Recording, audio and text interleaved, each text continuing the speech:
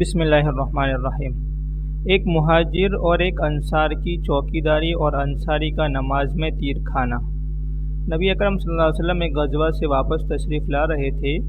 شب کو یعنی رات کو ایک جگہ قیام فرمایا اور ارشاد فرمایا کہ آج شب کو حفاظت اور چوکیداری کون کرے گا؟ ایک مہاجری اور ایک انصار، حضرت عمار ابن یاسر رضی اللہ تعالیٰ عنہ اور حضرت عباد ابن بشر رضی اللہ تعالیٰ عنہ نے عرض کیا کہ ہم دونوں کریں گے۔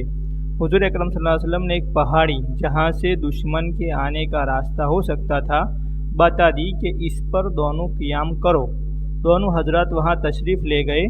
وہاں جا کر انصاری نے مہاجری سے کہا کہ رات کو 2 حصوں پر منقسم کر کے ایک حصے میں آپ سو رہیں میں جاگتا رہوں، دوسرے حصے میں آپ جاگیں میں سوتا رہوں، کہ دونوں کے تمام رات جاگنے میں یہ بھی احتمال ہے کہ کسی وقت نیند کا غلبہ ہو جائے اور دونوں کی آنکھ لگ جائے۔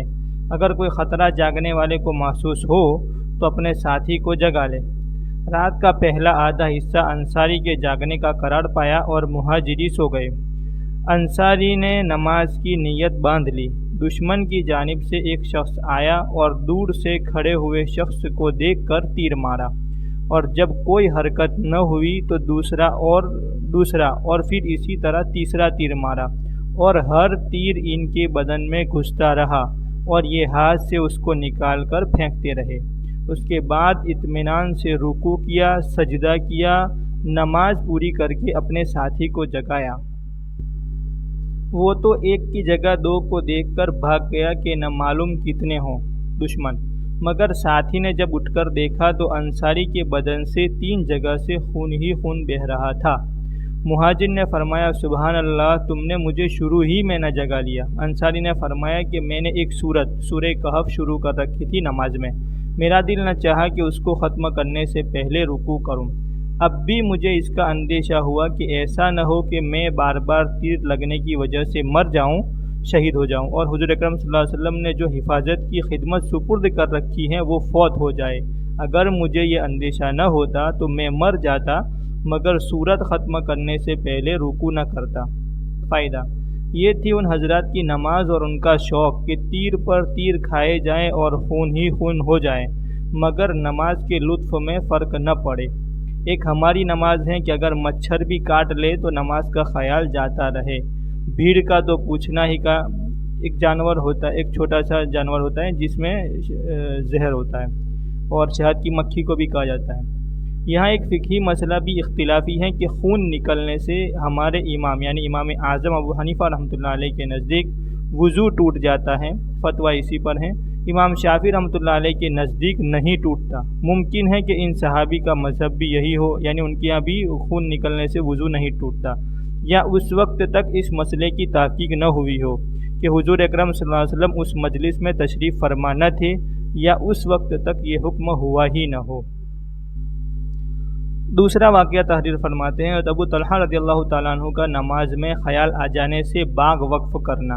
حضرت ابو طلحہ رضی اللہ تعالیٰ عنہ ایک مرتبہ اپنے باغ میں نماز پڑھ رہے تھے۔ ایک پرندہ اڑا اور چونکہ باغ گھنا تھا اس لیے اس کو جلدی سے باہر جانے کا راستہ نہ ملا۔ اس پرندے کو کبھی اس طرف کبھی اس طرف اڑتا رہا اور نکلنے کا راستہ ڈھونڈتا رہا۔ ان کی نگاہ اس پر پڑی اور اس منظر کی وجہ سے ادھر خیال لگ گیا اور نگاہ اس پرندے کے ساتھ پھرتی رہی۔ دفعتاً اچانک یعنی نماز کا خیال آیا تو سہو ہو گیا کہ کون سی رکعت ہیں۔ نہایت قلق ہوا، رنج ہوا کہ اس باغ کی وجہ سے یہ مصیبت پیش آئی کہ نماز میں بھول ہوئی۔ فوراً حضور اکرم صلی اللہ علیہ وسلم کی خدمت میں حاضر ہوئے اور پورا قصہ عرض کر کے درخواست کی کہ اس باغ کی وجہ سے یہ مصیبت پیش آئی، اس لیے میں اس کو اللہ کے راستے میں دیتا ہوں، آپ جہاں دل چاہیں اس کو صرف فرما دیجیے یعنی خرچ فرما دیجیے۔ اسی طرح ایک اور قصہ عثمان رضی اللہ تعالیٰ عنہ کے زمانے خلافت میں پیش آیا کہ ایک انصاری اپنے باغ میں نماز پڑھ رہے تھے۔ کھجوریں پکنے کا زمانہ شباب پر تھا، زوروں پر تھا اور خوشے کھجوروں کے بوجھ اور کثرت سے جھکے پڑے تھے۔ نگاہ خوشوں پر پڑی اور کھجوروں سے بھرے ہونے کی وجہ سے بہت ہی اچھے معلوم ہوئے۔ خیال ادھر لگ گیا کہ جس کی وجہ سے یہ بھی یاد نہ رہا کہ رکعت یعنی کتنی رکعتیں ہوئی۔ اس کے رنج اور صدمے کا ایسا غلبہ ہوا کہ اس کی وجہ سے یہ ٹھان لی کہ اس باغ ہی کو اب نہیں رکھنا، جس کی وجہ سے یہ مصیبت پیش آئی۔ چنانچہ حضرت عثمان رضی اللہ تعالیٰ عنہ کی خدمت میں حاضر ہوئے اور آ کر عرض کیا کہ اللہ کے راستے میں خرچ کرنا چاہتا ہوں، اس کو جو چاہے کیجیے۔